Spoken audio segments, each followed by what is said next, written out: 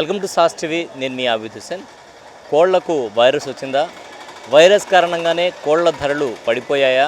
కోళ్లు మృత్యువాత పడుతున్నాయా అంటే H5N1 అనేటువంటి వైరస్ సోకినట్టయితే మనకు తెలుస్తోంది. మరి ఈ వైరస్ సోకి కోళ్ళైతే మృత్యువాత పడుతున్నట్టు తెలుస్తుంది. ఇరు రాష్ట్రాల్లో కూడా ఇదే వార్త సోషల్ మీడియాలో సంచలనంగా మారింది. ఈ నేపథ్యంలో మనమైతే నెల్లూరులో ఉండేటువంటి ప్రధాన మార్కెట్ దగ్గర ఉన్నాం. ఇక్కడ చికెన్ షాప్స్ ఎక్కువగా ఉంటాయి. ఈ సెంటర్లో మొత్తంగా చూడొచ్చు మనం. చుట్టుపక్కల మొత్తం కూడా చికెన్ షాప్స్ ఉంటాయి. అయితే చికెన్ షాప్స్లో రేట్ల ధరలు ఒకసారి మనం ఎంక్వైరీ చేసినప్పుడు రేట్ల ధరలు అయితే కొంత తగ్గాయని చెప్తున్నారు. మొన్నటి వరకు 230 రూపాయలు అమ్మినటువంటి చికెన్ ధర ఈరోజు 204 రూపాయలకు పడిపోయిందని చెప్పి కూడా చెప్తూ ఉన్నారు. రేట్ల ధరలు అంటే కొనుగోలుదారులు తగ్గడం, చికెన్కి వైరస్ సోకింది అని ఎప్పుడైతే తెలిసిందో వెంటనే కొనుగోలుదారులు ఆటోమేటిక్గా కొనుగోలు తగ్గిపోతాయి. సో ఈ నేపథ్యంలో అలాగే కొనుగోలుదారులు ఎప్పుడైతే తగ్గిపోతారో ధరలు కూడా తగ్గిపోయేటువంటి అవకాశం ఉంది.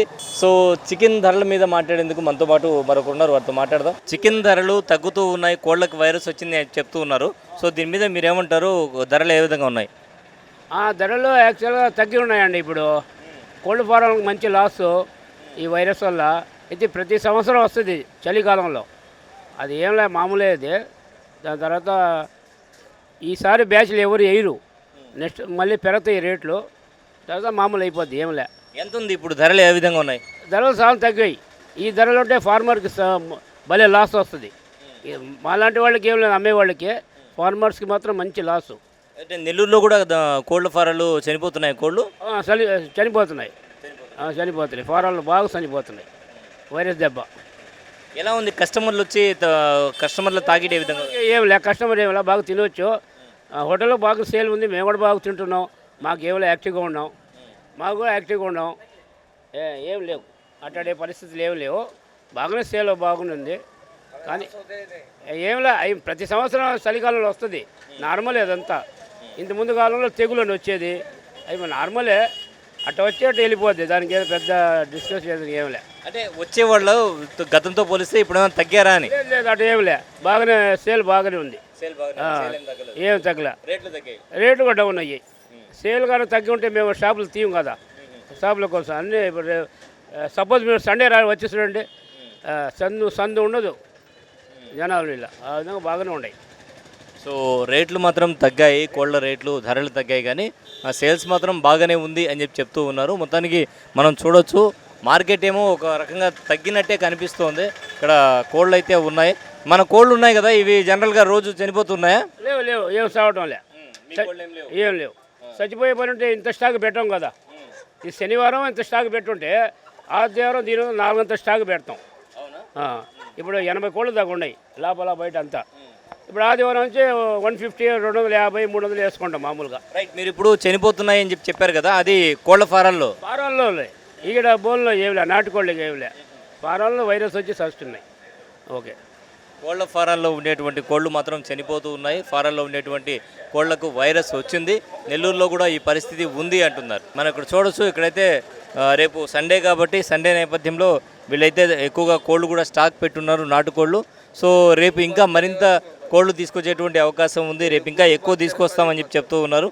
ఎక్కువ ఉంటాయి కోళ్ళు. అయితే ప్రస్తుతం కొనుగోలుదారులు మాత్రం తగ్గలేదు, కొనుగోలుదారులు అయితే వస్తూనే ఉన్నారు అని చెప్పి చెప్తున్నారు. ఏది ఏమైనా కూడా ఇరు రాష్ట్రాల్లో తీసుకుంటే ఇరు రాష్ట్రాల్లో కూడా కోళ్ళ ధరలు తగ్గాయని చెప్పి చెప్పొచ్చు. అదేవిధంగా కోళ్ళ ఫారాల్లో కోళ్ళు మృత్యువాత పడుతూ ఉన్నాయని చెప్పి కూడా చాలామంది చెప్తూ ఉన్నారు.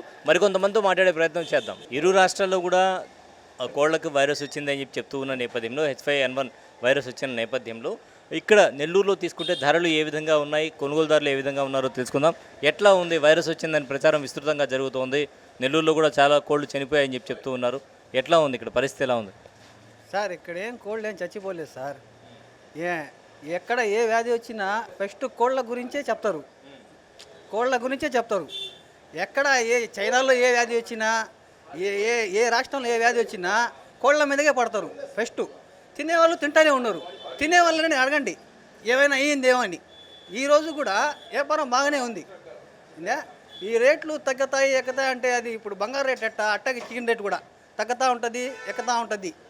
అంతేగాని ఎక్కడ ఏ వ్యాధి వచ్చినా ఫస్ట్ చికెన్ గురించే చెప్తారు, దేని గురించి చెప్పరు.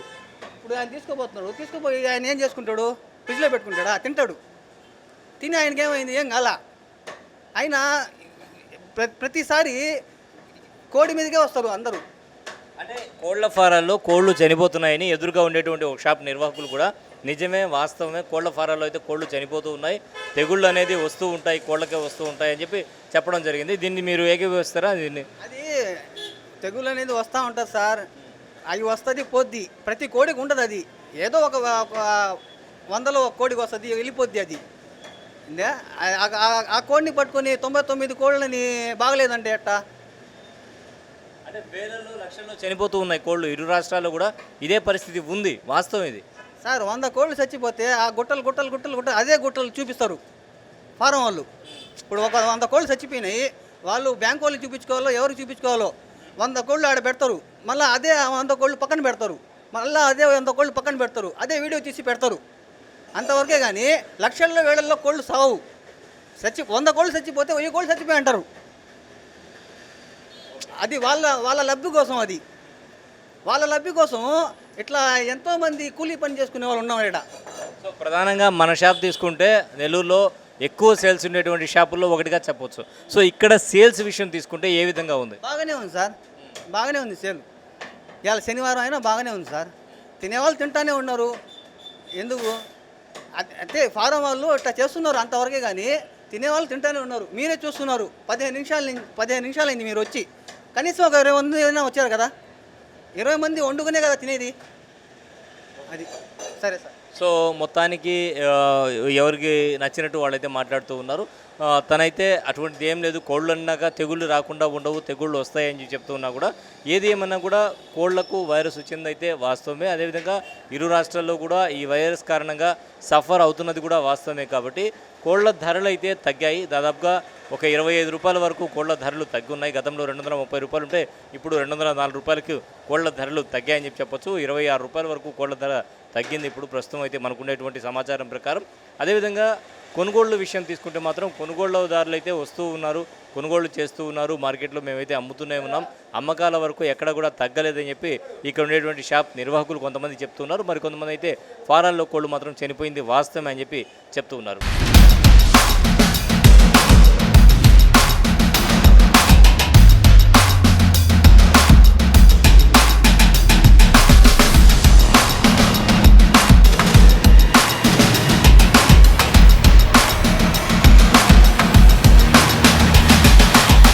పెద్ద బజార్లో అల్హమ్దుల్లా బిర్యానీ షాప్ నిర్వాహకులు కూడా ఉన్నారు.